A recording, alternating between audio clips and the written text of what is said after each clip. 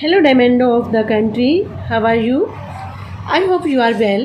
So, guys, we are reading chapter number 8 in social study, story of fire, farming, and wheel.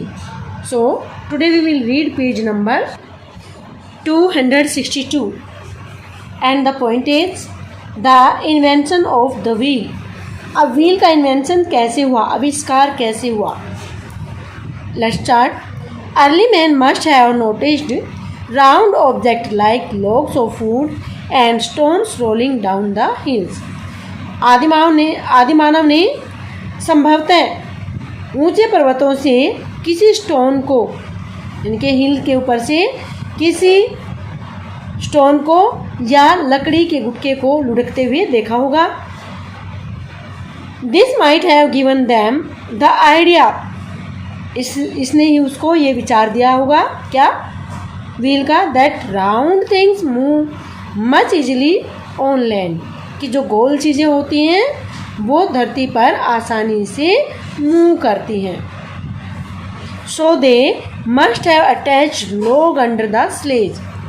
इसलिए उन्होंने जो sledge थी, उनकी बिन पहियों की गाड़ी जो थी उसके नीचे उन्होंने व्हील्स लगाए होंगे, लोग्स लगाए होंगे, लोग्स अटैच किए. Later they must have cut the log into thinner slices of wood and fixed them to the sides of the sledge. और बाद में उन्होंने इन logs को पतली स्लाइस में काटा होगा और उनको स्लेज के साइड में फिक्स किया होगा. In this way the first wheel were invented. पहला जो पहिया है उसका आविष्कार हुआ होगा. इसी प्रकार से पहिए का आविष्कार हुआ.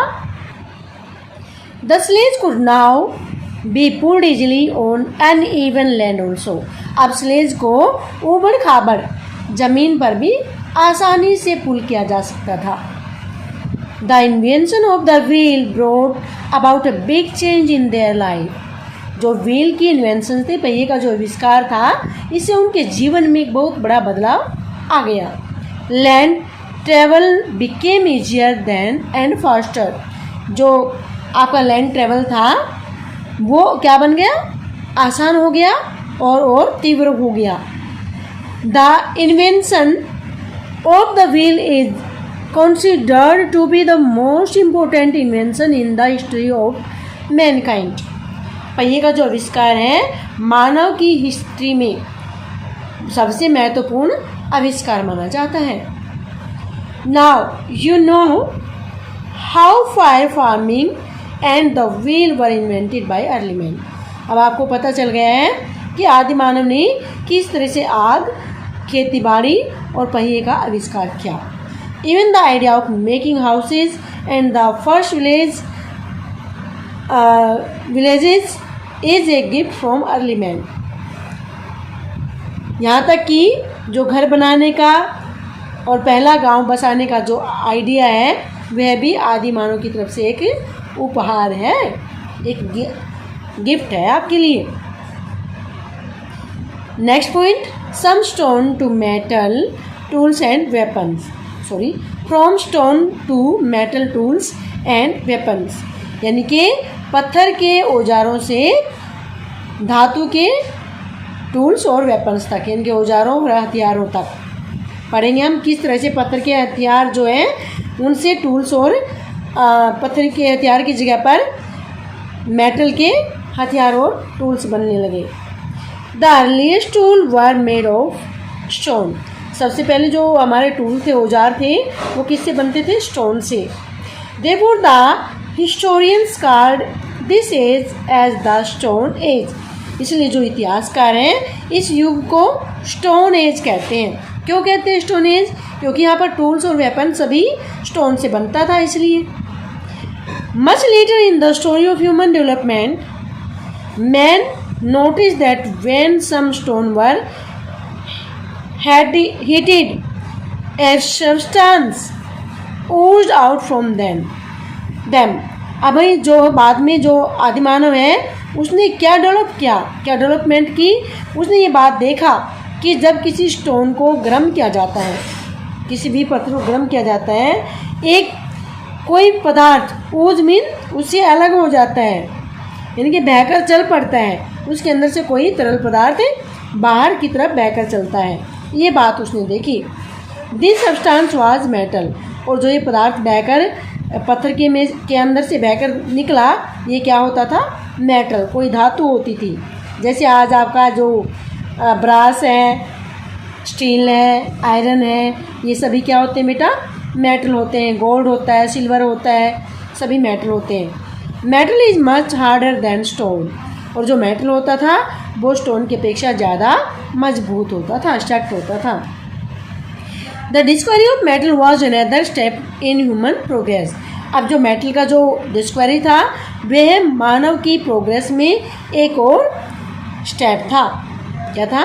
एक और कदम था। The metal age saw great improvement in agriculture. अब मेटल एज से एग्रीकल्चर में एक बहुत बड़ा इम्प्रूवमेंट, सुधार दिखाई दिया। Metal axes help in clearing forest. Metal के जो एक्स थे, कुल्हाड़ियाँ थी, उन्होंने क्या किया? जंगलों को साफ करने में मदद की। And more land was available for agriculture, और अभी खेती के लिए और ज़्यादा लैंड अवेलेबल हो गई। The metal plough prove to be a great help in agriculture, और जो धातु का हल था वह भी एग्रीकल्चर में एक बहुत बड़ी सहायता प्रूव हुआ। This led to increase in agriculture production. इससे जो एग्रीकल्चर की प्रोडक्शन थी उसमें बढ़ोतरी हुई। Many new inventions were made during this period. इस पीरियड के दौरान, इस काल के दौरान, कब? कौन से? मेटल पीरियड तो जो हमारा, उसके दौरान एक बहुत सारी नई आविष्कार हुए। People developed the system of early writing and the potters wheel. अब लोगों ने क्या डेवलप कर लिया? एक तो राइटिंग का सिस्टम डेवलप कर लिया, और एक पोटर व्हील होता है, चाक जिसके ऊपर बर्तन बनाए जाते हैं, पोटर व्हील कहते हैं। During the metal age people lived in settlements. अब जो मेटल एज है उसमें लोग बस्तियों में रहने लगे, जैसे आज हम रहते हैं ना, बस्तियाँ बना करके ऐसे रहने लगे। They developed trade and craft work. अब उन्होंने व्यापार और क्राफ्ट वर्क, क्या होता है? जो हम हाथ से कोई भी चीज़ बना लेते हैं उसको हम कहते हैं क्राफ्ट वर्क, उन्होंने डेवलप किया। Metal age has 3 main periods. अब मेटल एज के हमारे कितने पीरियड हैं? 3 पीरियड्स हैं। कौन कौन से? Copper age, bronze age and iron age. Copper क्या होता है बेटा? तांबा होता है। ब्रॉन्ज कांसा होता है, एंड आयरन लोहा होता है। ठीक है? ताम्र युग, कांस्य युग और लोह युग इनको बोलते हैं।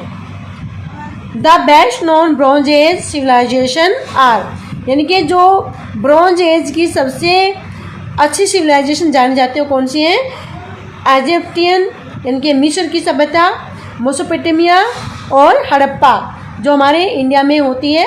इंडस वैली, इंडस जो है ये क्या होती है बेटा? इंडस जो आप सिंधु नदी के नाम से जानते हैं ना, सिंधु नदी का नाम पहले इंडस होता था, और इसी के नाम से हमारे देश का नाम इंडिया पड़ा है। लोग कहते हैं ना अंग्रेजों ने हमारे देश को इंडिया नाम दे दिया। जो हमारी इंडस रिवर थी, पहले पाकिस्तान इंडिया एक ही होता था, लेकिन अब ये इंडस जो रिवर है ये पाकिस्तान में है। आजकल इसका नाम सिंधु रिवर बोला जाता है, इसी के नाम से हमारे देश का इंडिया नाम पड़ा। एंड चाइनीज सिविलाइजेशन, और एक थी Chinese civilisation. In the coming chapter we will read about the Egyptian and Harappa civilisation. आगे आने वाली सिविलाइजेशन में हम इजिप्टियन और हड़प्पा सिविलाइजेशन के बारे में पढ़ेंगे। Now thank you, have a nice day.